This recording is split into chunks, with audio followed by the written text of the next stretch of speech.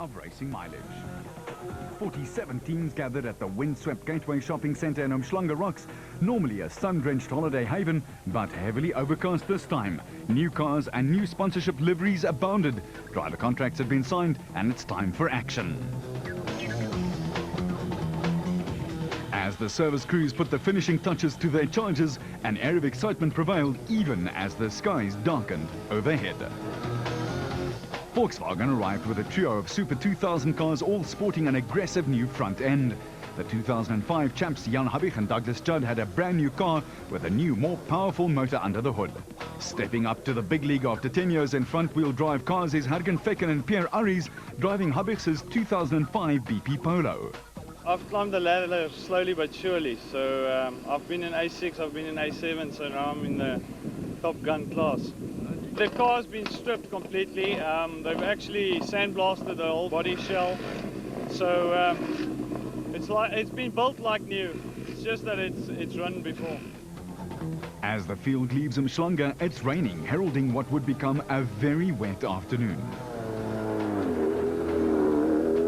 Stage 1 is a short, sharp 7 kilometers through the cane fields outside Tongaat. The rain is falling and the promised high winds were blowing, making conditions very tricky indeed on the route.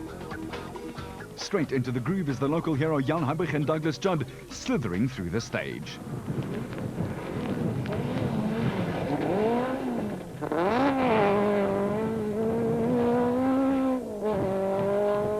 Behind them, Hodgson shouts the next instruction.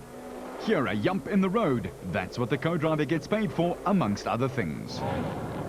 Last year's Tour Natal winner Enzo Keen and Guy Hodgson were also immediately on the pace in the second VW Polo. Imagine hurtling down these muddy tracks at 143 km an hour in pelting rain. That's what the top drivers do, and they do it well. Watch Enzo in command while concentrating on what Guy is telling him. The car slithers as it lands. Enzo catches the slide at over 100 km an hour.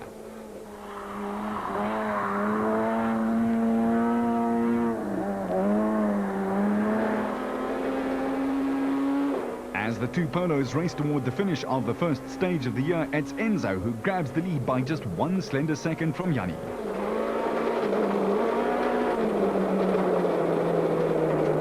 Serge Damso and Robert Paisley are up next in their S2000 Castrol Toyota. The car has undergone a lot of development work and Damso is feeling his way through the first stage.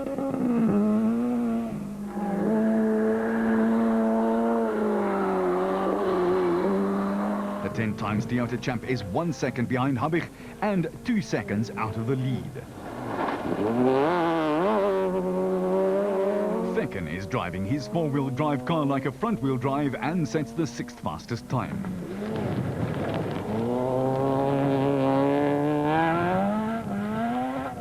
Etienne Lawrence and Andre Vermeulen had a season from hell last year, finishing their first rally only in August.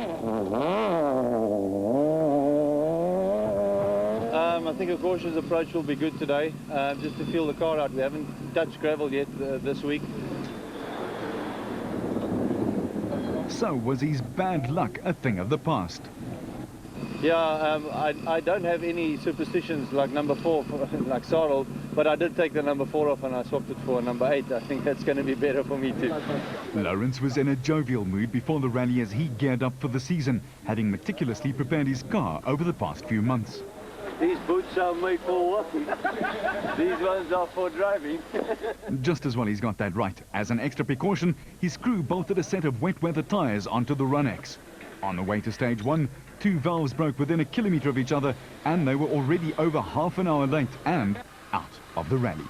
So I guess those boots were made for walking and the bad luck continues.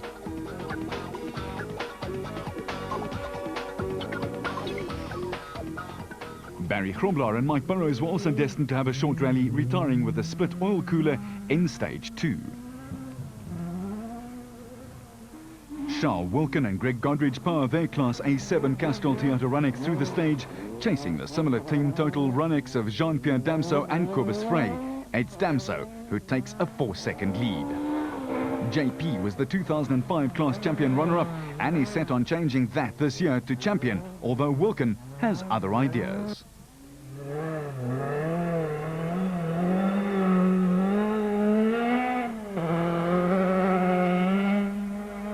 Durban normally receives an average March rainfall of about 120 mils, but it seems as if Mother Nature was intent on dropping it all on stage 2 at 20-kilometer Snake and Cane Plantation gravel road.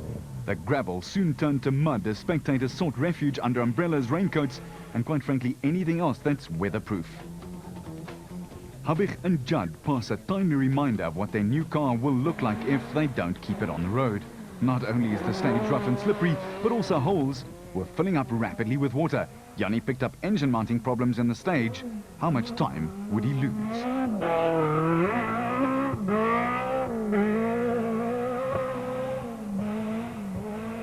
Enzo Keane, though, was driving beautifully, never putting a wheel wrong. He won the stage, doubling his lead from 2 seconds to 4. Damso slithers into view, but is he slithering fast enough to make up time? And yes, he sets the second best time and moves up into second place after beating Habig by 8 seconds. And it was wet and cold out there. Class N3 is contested by 6 Toyota Run X's. Versace has won the championship before, but has a new co-driver this year. Arno Lagrange stepped into the Run X's left-hand seat. They're off the class pace as they settle in together, setting the 4th fastest time. Aggie Stroon Jurgstein a third, while Mohamed Musa is starting his first full year in national rallying. Kobus Roos and Irma Deploy make a slow start, the car suffering from overheating problems.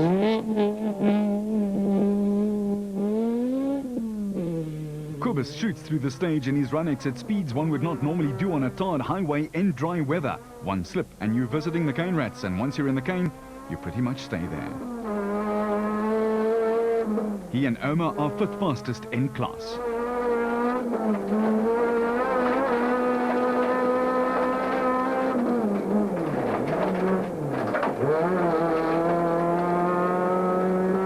The battle for the early lead is between the champions Chris de Wit and Patrick Yende.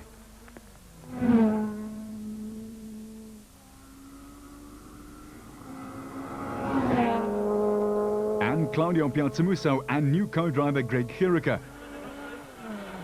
Try as he might, it's de Wit by a whopping 22 seconds from Claudio.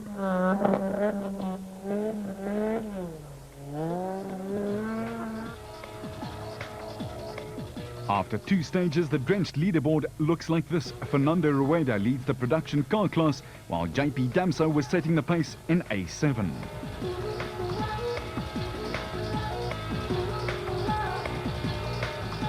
Eugene Lawrence leads Class A6 and Gary Swimmer is dominating in Class A5 to welcome new names amongst the front runners. After 2 stages with no service, there was a welcome respite for the drivers at the Belito Microlight Airfield.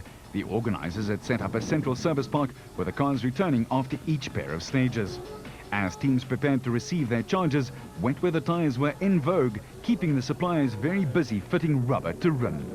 The Volkswagen team springs into action as they only have 20 minutes to refurbish the cars before another tough pair of stages. Both Enzo and Yanni have their own dedicated team of technicians, and the friendly rivalry between them is as intense as that between the drivers.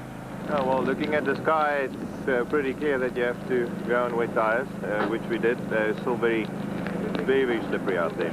We spun in the first stage into the sugarcane, and the second stage went off the road and got stuck in a ditch. The car wouldn't restart. Luckily, with a 4-wheel drive, it ripped it out of the ditch, but I think we spent about 40 seconds there. So we got off lucky there. Is there an advantage to running a 3-car S2000 team? I think the more cars we run, the better for the sport, and you know, it psychs out the Toyotas because we're outnumbering them. You know, if something goes wrong with either me or Yanni, we've still got another car to collect the points and put them under pressure, and that does count in the end. Over in the Castrol Toyota camp, it's routine maintenance only, but that thick glob of mud needs careful removing from the brake system. Surprisingly, some drivers started this wet rally on dry tires. I'm quite amazed. It's, you know, it was raining at the start, and corners are coming so quickly and slippery. So, I mean, we've had a few, you know, close ones. Anyway, it makes it interesting, and we'll just try and stay on the road. Drama for Fecken as he arrives with 3 tires firmly attached to his car.